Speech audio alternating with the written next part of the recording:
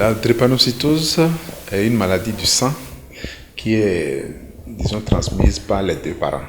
Donc, pour qu'on soit drépanocytaire, il faut que les deux parents soient porteurs du gène et transmettent chacun le gène à l'enfant. Et ainsi, étant donné qu'il sera, disons, anormal des deux côtés de la composition de son hémoglobine, il va être drépanocytaire. En fait, on pense que, parce que dans les zones où on rencontre les drépanocytaires, c'est les zones, en tout cas, où il y a du paludisme. La mutation qui a engendré la drépanocytose est liée en fait à cette volonté, disons, de l'organisme de résister au paludisme. En voulant, disons, éviter que le plasmodium n'infecte les globules rouges, l'organisme va tenter de se changer un peu pour pouvoir résister au paludisme. Malheureusement, cette mutation a conduit à une hémoglobine qui, disons, se cristallise dans certaines conditions et déforme le globule rouge. Le globule rouge qui devait être normalement sous forme de beignet. Lorsque l'oxygène diminue, ce globule rouge qui est censé transporter de l'oxygène se met sous forme de crochet, sous forme de faucille, et ça amène en fait cette maladie. En effet, la drépanocytose est, disons, une anomalie sur un gène, notamment le chromosome numéro 11, où il y a un acide aminé qui est remplacé par un autre. Maintenant, on a des formes de drépanocytose qu'on appelle des S et des formes qu'on appelle des C. Maintenant, il y a des combinaisons possibles. Ceux qu'on va appeler drépanocytaires, c'est ceux qui n'ont pas l'hémoglobine A, n'est-ce pas? Quand on est AA, ça veut dire que vous êtes normal. Quand on est AS, bon, on est porteur de gène, mais on n'est pas drépanocytaire. Quand on est AC, on est porteur de gène également, mais on n'est pas drépanocytaire. Et dit drépanocytaire, celui qui a les deux gènes anormaux, c'est-à-dire soit vous êtes SS, soit vous êtes SC, soit vous êtes CC. Lorsque les conditions d'oxygénation baissent, c'est-à-dire au cours d'un effort par exemple, ou bien au cours d'une déshydratation, la personne ne boit pas suffisamment d'eau, la personne fait un effort intense, ou bien il fait une infection, les globules rouges, que j'ai dit tantôt, qui portent l'hémoglobine, l'hémoglobine va se cristalliser et déformer le globule rouge sous forme de crochet.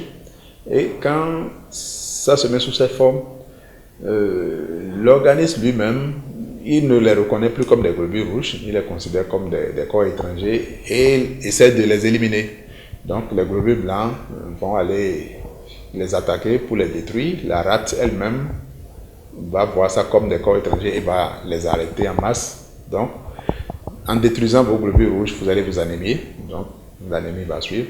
La destruction importante de ces globules rouges libère, disons, de l'hémoglobine qui va donner cette coloration jaune, des yeux, des mains. Donc, la personne fait un ictère et il va faire des infections facilement parce que les globules rouges sont occupés à faire autre chose, à se combattre. Les globules blancs sont occupés à combattre les globules rouges au lieu de combattre les infections. La drépanocytose n'est plus une fatalité aujourd'hui. Au moment où on étudiait, on disait que l'expérience de vie ne dépassait pas 20 ans. Mais aujourd'hui, avec le suivi, la personne peut avoir 100 ans sans problème. Parce que il faut respecter un certain nombre d'hygiène, d'hygiène de vie.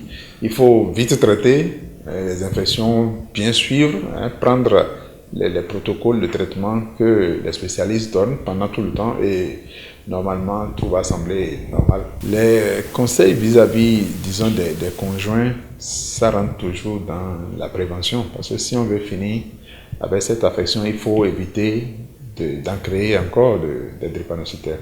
Et avant même qu'on arrive, disons, au couple, il faut que chacun connaisse son statut en termes de drépanocytose et sache avec qui il peut aller sans risque de faire des enfants drépanocytaires.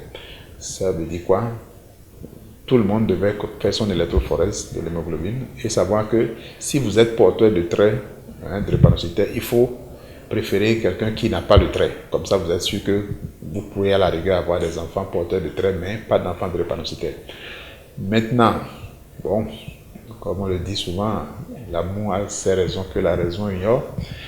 Et si vous êtes déjà tous deux porteurs de traits, ou bien l'un est drépanocytaire et l'autre est porteur de traits, ça veut dire qu'il y a déjà des risques d'avoir des enfants drépanocytaires.